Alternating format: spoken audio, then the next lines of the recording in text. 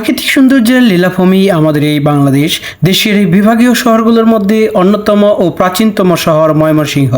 পুরো শহর জুড়ে রয়েছে নানা প্রাচীন নিদর্শন।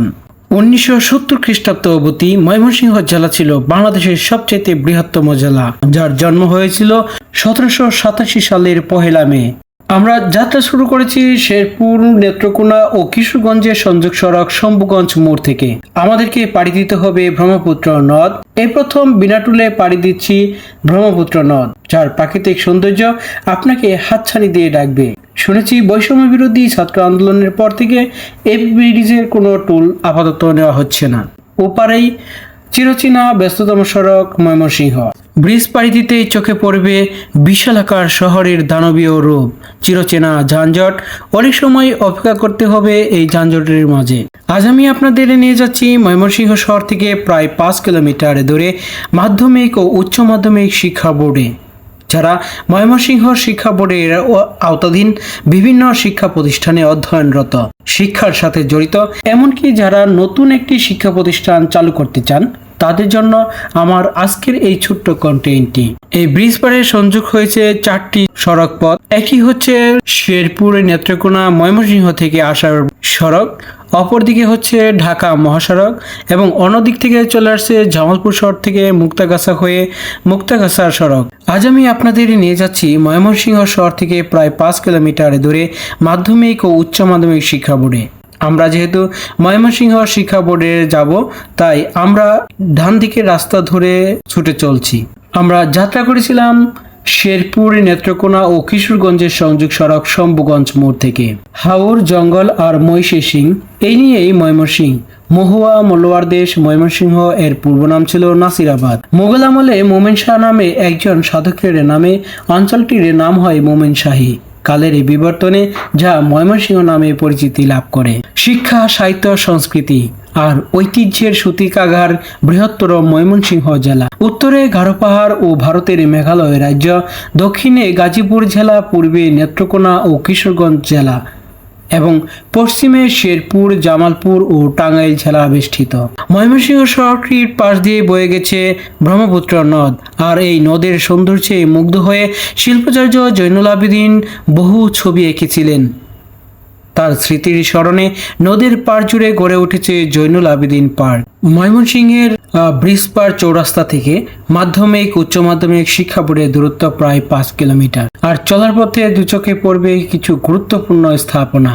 চোখে পড়বে প্রাচীন ঐতিহ্যের অসংখ্য নিদর্শন, যেমন আদালত পাড়া, ময়মনসিংহ মেডিকেল কলেজ, জেলা পরিষদ, পানির ট্যাঙ্কি, মুক্তিযুদ্ধের স্মৃতিস্তম্ভ, শহীদ নজরুল ইসলাম চত্বর।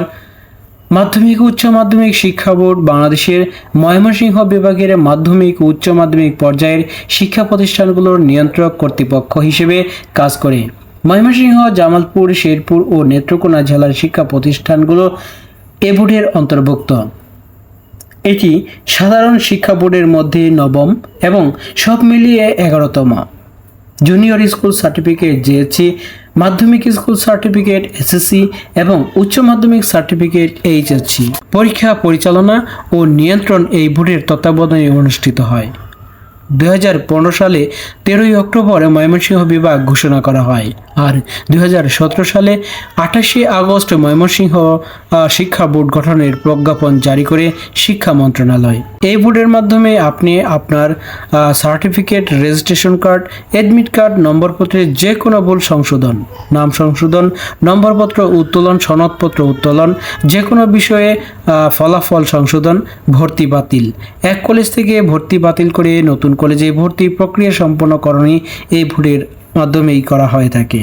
যে সকল শিক্ষা প্রতিষ্ঠান এই বোর্ডের আওতাধীন, সেগুলোর মধ্যে উল্লেখযোগ্য কিছু স্কুল ও কলেজ হচ্ছে ময়মনসিংহ জেলা স্কুল, বিদ্যাময়ী সরকারি বালিকা উচ্চ বিদ্যালয়, government laboratory high school Mymensingh, cantonment board উচ্চ বিদ্যালয়, ত্রিশাল সরকারি নজরুল একাডেমি, জামালপুর জেলা স্কুল, শেরপুর সরকারি বালিকা উচ্চ বিদ্যালয়, নেত্রকোনা সরকারি বালিকা উচ্চ বিদ্যালয়, নটরডেম কলেজ, সরকারি জায়দা সফি মহিলা college, Nasirabad college, Ishwarganj college, Netrokona সরকারি কলেজ।